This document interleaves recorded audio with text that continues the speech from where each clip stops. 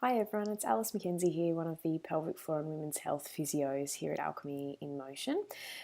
Today I wanted to speak to you about something that pops up an awful lot in consult, and that is when a client goes to the toilet just in case, and this is to wee. So say for example, they're ducking out to the shops, they just go to the toilet just in case they need to go to the toilet out of the shops before they leave the house.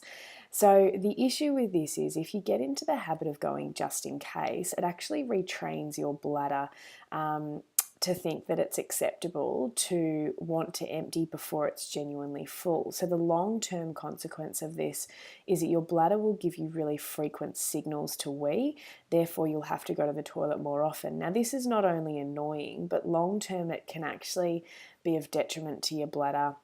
and your bladder function,